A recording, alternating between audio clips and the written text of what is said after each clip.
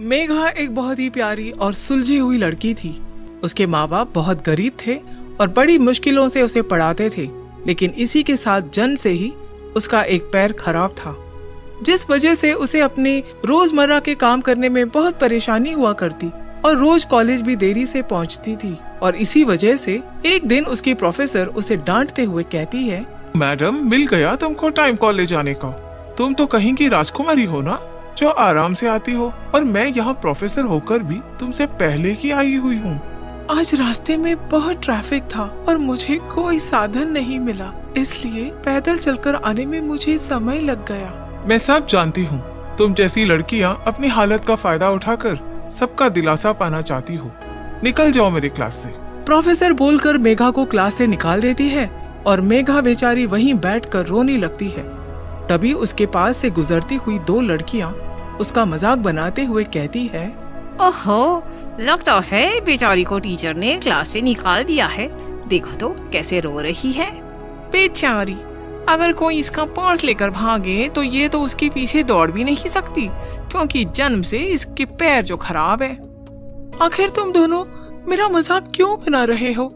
मैंने तो कभी भी तुम दोनों के बारे में कुछ बुरा नहीं बोला है। अब अगर मैं जन्म से चल नहीं सकती तो इसमें मेरी क्या गलती है? तेरी ये गलती है कि तू अपाहिज होते हुए भी इस कॉलेज में आ रही है और पढ़ने की कोशिश कर रही है।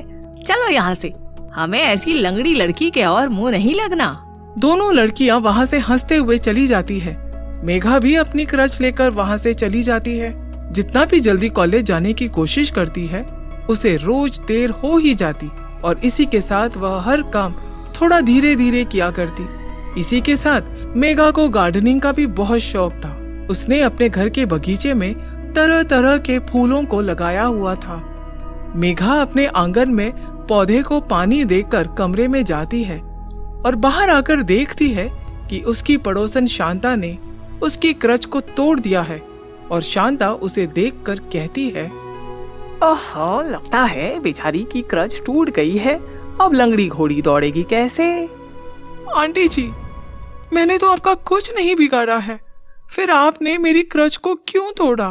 क्योंकि मुझे तो बिल्कुल भी पसंद नहीं है और मुझे तेरा फूल लगाना भी बिल्कुल नहीं पसंद। तो अपनी ये बागबानी जाकर कहीं और कर, समझी तू? ना जाने मैंने आपका क्या बिगाड़ा है जो आप जब देखो हाथ धोकर मेरे पीछे पड़ी रहती हो। मुझसे जबान लड़ाती है? कौन खोल कर सुन ले, आज तो तेरी क्रच ही तोड़ी है, लेकिन अगली बार मुझसे पंगा लेने की कोशिश की या मुझे उल्टा जवाब दिया तो तेरी दूसरी टांग भी तोड़ दूंगी। शांता ये बोलकर वहाँ से चली जाती है और मेघा रोने लगती है, लेकिन मेघा तब भी अपनी बागबानी नहीं छोड़ती। वो तरह तरह की फूल अपने घर के आंगन में लगाती है और रोज उनकी अच्छे से सेवा करती है। दिन गुजरते हैं और मेघा की मेहनत रंग लाती है। उसके आंगन में तरह तरह के सुंदर सुंदर फूल उगाते हैं और जब शांता की नजर उन फूलों पर जाती है तो वह चुपके से उसके घर के आंगन में जाकर सारे फूलों को मसल कर तोड़ देती है। और जब मेघा फूलों का यह हाल देखती है तो कहती है, मेरे सारे फूल, इन्हें किसने तोड़ा? मैंने इनको कितनी मेहनत से उगाया था। जरूर ये काम शांता आंटी का है। अब मैं क्या करूं? मेघा यह बोलकर फूलों के पास रो ही रही होती है कि तभी आसमान से एक सुंदर सी परी आती है और वह मेघा को रोते हुए देखकर कहती है, रो मत, मैं जानती हूँ कि तुम बहुत अच्छे दिल के इंसान हो और इसी के साथ तुम फूलों से बहुत प्यार करती हो। तुम कौन हो और यहाँ कैसे आई? मैं फूल परी हूँ और मैंने अपनी दुनिया से तुम्हें इन फूलों की सेवा करते हुए देखा और मैं ये भी जानती हूँ कि सब तुम्हारे खराब पैर की वजह से तुम्हें कितना सुनाते हैं।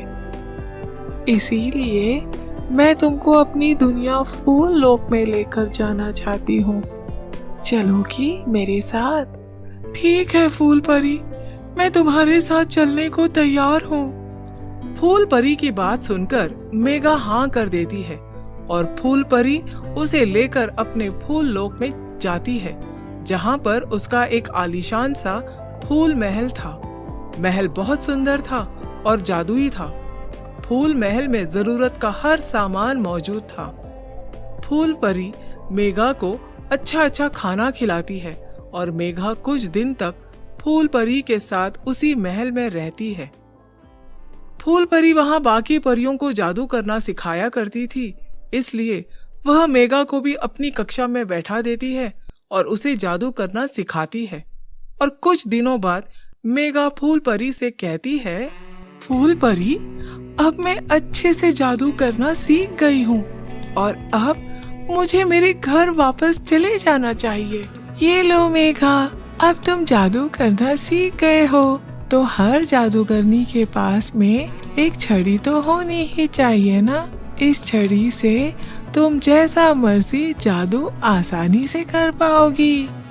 फूल परी यह बोलती है और मेघा उस छड़ी को पाकर बहुत खुश होती है और उसके बाद वो सबसे पहले अपने खराब पैर पर उस छड़ी को घुमा देती है और कुछ मंत्र पढ़ती है, जिसके बाद उसका पैर बिल्कुल ठीक हो जाता है।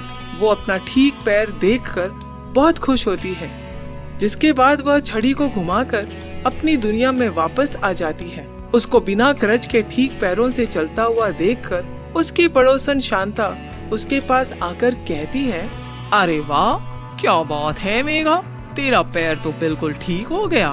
हाँ आंटी, अब मैं अपने दोनों पैरों से सही से चल सकती हूँ और मैं अपने सारे काम खुद आसानी से कर सकती हूँ। इस लंगड़ी का तो पैर ठीक हो गया है, मुझे इसे सबक सिखाना ही होगा, वरना ये तो इतरा इतरा कर मेरे सर पर चढ़ जाएगी। एक काम करती हूँ, इसका पैर ही तोड़ देती हूँ।